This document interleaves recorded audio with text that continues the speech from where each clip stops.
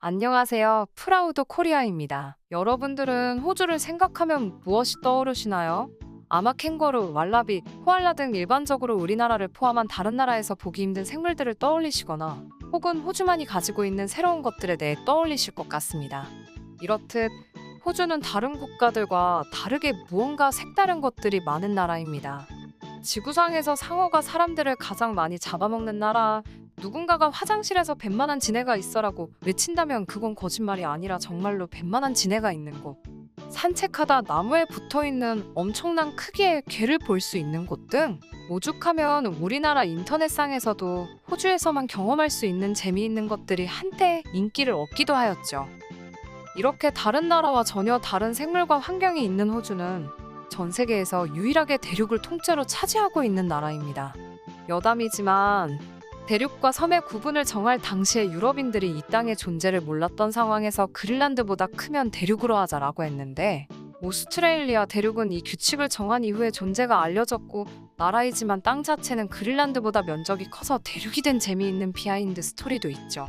어쨌든 호주는 대륙으로 취급받는 만큼 면적도 어마어마합니다. 한반도 전체와 비교하면 35배, 북한을 뺀 대한민국만 보면 무려 77배나 크다고 하네요.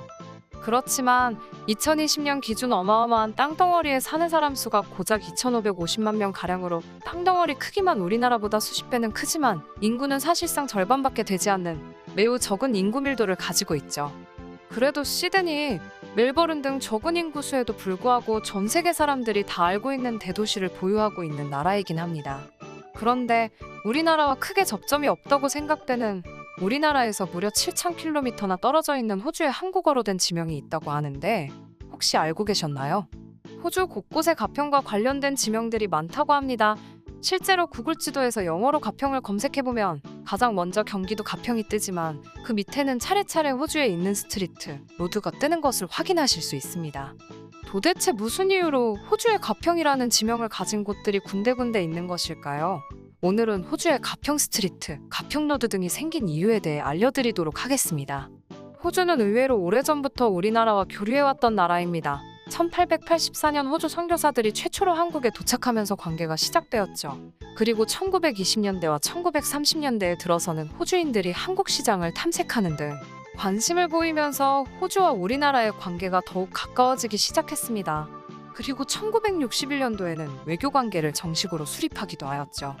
이후에는 1999년 김대중 대통령의 호주 방문과 2000년과 2003년에 호주 하워드 총리의 한국 방문, 2004년 당시 외교부 장관이었던 반기문 장관이 호주를 방문하는 등 호주와 한국 고위층들의 교류가 증가하면서 더욱더 관계가 가까워지기 시작했습니다. 그리고 이후에는 호주와 우리나라 간의 경제, 사업, 안보, 국방, 핵정책, 검역, 지원협력과 과학기술 회담을 매년 가지면서 우호적인 관계를 유지하고 있죠. 한편 호주와 우리나라가 외교 관계를 정식 수립하고 호주와 한국의 고위층들이 잦은 교류를 하게 된 결정적인 이유가 있습니다.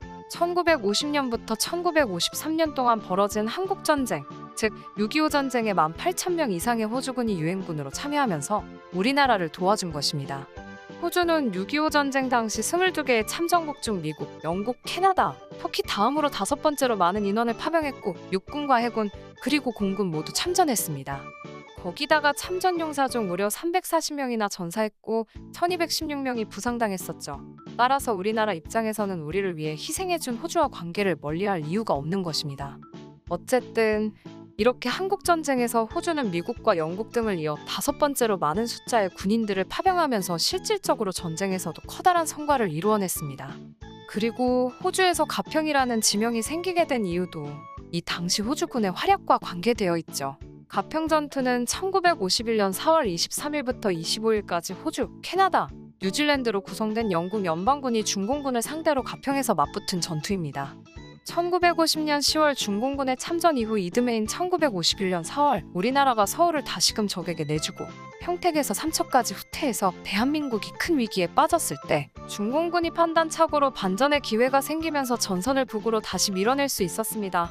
중공군의 입장에서 한 번 더 공세를 가하면 사기가 떨어진 우리나라 군대를 금강선까지 밀어낼 수 있었지만 참전 후 3차례의 공세를 연이어 실시하여 너무나도 지친 상태였기 때문에 서울을 점령한 후 크게 주저앉은 상태였죠.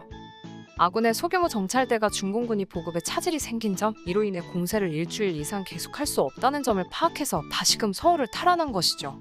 그러나 여전히 중공군은 남아있는 힘이 있었고 곧바로 1951년 2월에 4차 공세를 개시했습니다. 그렇지만 이러한 공세는 미군이 사단과 프랑스군의 고립방어로 완전히 차단당해 실패되고 말았죠. 이 당시에 치루어진 전투가 우리가 잘 아는 지평리 전투입니다. 이후 중공군은 전열을 가다듬고 다시금 5차 공세를 시작하여 노동절에 맞추어 서울에 재입성하겠다는 목표를 세웠죠. 1951년 4월 22일 날이 어두워지기 시작하자 중공군이 국군 및 연합군의 전선에 강력한 포격을 시작하면서 5차 공세가 시작되었습니다. 포격이 멈추자 엄청난 수의 중공군이 서부전선으로 내려왔죠. 그리고 갑작스러운 공격에 제대로 대처하지 못한 국군들은 부대원 반 정도와 대부분의 중장비가 파손된 상태로 4월 25일 가평 일대에 집결하게 되었죠. 당시 서부전선을 공격한 중공권이 글로스터 고지 전투 등에서 국군, 미군, 영국군 등을 비롯한 아군의 강력한 저항에 막혀 더 이상 남아하지 못하고 있었는데 이 당시의 전투로 중공군이 아군 전선의 중앙에 커다란 구멍을 내버린 것입니다. 만일 중공군이 이 구멍을 통해서 경춘가도를 따라 계속 남아있다면 서울은 다시금 공산군 손아귀에 들어갈 수밖에 없던 상황이었죠. 따라서 이를 막기 위해 호주, 캐나다, 뉴질랜드로 구성된 영연방 27연단이 동원되었습니다. 후퇴하는 국군 6사단을 구원하기 위해 가평으로 향했고 국군을 추격하여 내려오던 중공군들과 4월 23일 가평에서 전투를 벌이게 되었죠. 당시 이 영연방 27연단은 자신들의 숫자의 5배가 넘는 중공군을 막아내야 했습니다. 그리고 성공했습니다. 본진인 영국군과 호주 왕립연대의 3대대는 가평의 죽둔리에서 부대원의 40% 이상이 엄청난 피해를 입으면서도 이 지역을 지켜냈죠. 결과적으로 이 전투로 인해 중공군은 북한강을 넘어서지 못하게 되었으며 국군과 유엔군이 새로운 방어진지를 구축할 수 있는 시간적인 여유를 얻게 되었습니다. 거기다가 가평 전투는 한국전쟁 역사에서 길이 남는 거대한 전투로 기록되었고 여기서 활약한 영연방 27여단은 세계전쟁사에서 길이 빛날 대승을 거두었죠. 이후에는 이를 기리기 위해 캐나다와 호주에서 몇 가지 변화가 생겼습니다. 캐나다에서는 가평 전투에서 승리하고 귀국하였을 때 당시 부대 주둔지인 위니펙 CFB를 가평배럭이라는 닉네임으로 부르기도 했고 2005년 부대 풍폐합 과정에서 이름이 사라지긴 했지만 여전히 현지 언론들이나 주민들은 이 지역을 가평이라고 부르고 있죠. 거기다가 이 부대 내 연병장 이름은 여전히 코리안 퍼레이드 스퀘어라고 불리고 있습니다. 그리고 오늘의 이야기의 주인공 호주는 가평이라는 단어 자체를 희생과 영광을 뜻하는 말로 기억하고 있습니다. 그리고 앞서 말씀드린 호주 곳곳에 존재하는 가평 스트리트, 가평로드는 정확한 기원을 알긴 힘들지만 이는 과거 한국전쟁에서 살아남은 호주인 참전용사들이 각자 고향으로 돌아간 뒤 자신들의 역사를 기억하기 위해 지은 이름으로 현재 추정되고 있습니다. 거기다가 호주에는 매년 4월이 가평의 날로 지정되어 현역 군인들의 큰 기념일로 자리 잡고 있다는 사실도 있죠.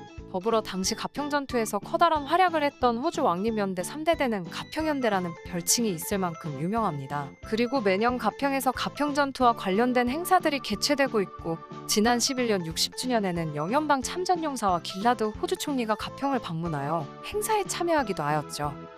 오늘은 이렇게 호주에 왜 가평이라는 이름의 도로와 지명이 있는지 그 이유와 함께 한국전쟁의 가평 전투에 대해 알아보았습니다. 시간이 점점 지나면서 자연스레 우리의 머릿속에서 한국전쟁과 그 전쟁 속에서 죽음의 두려움을 극복하고 우리 대한민국의 땅을 지키기 위해 한몸 희생했던 사람들이 점점 잊혀져 가는 것 같습니다. 그렇기 때문에 한 번쯤이라도 우리를 위해 희생한 사람들을 기억하고 또 감사하는 시간을 가지는 게 좋지 않을까요? 여러분은 어떠신가요? 시청해주셔서 감사합니다. 구독과 좋아요, 그리고 알람 설정 부탁드립니다.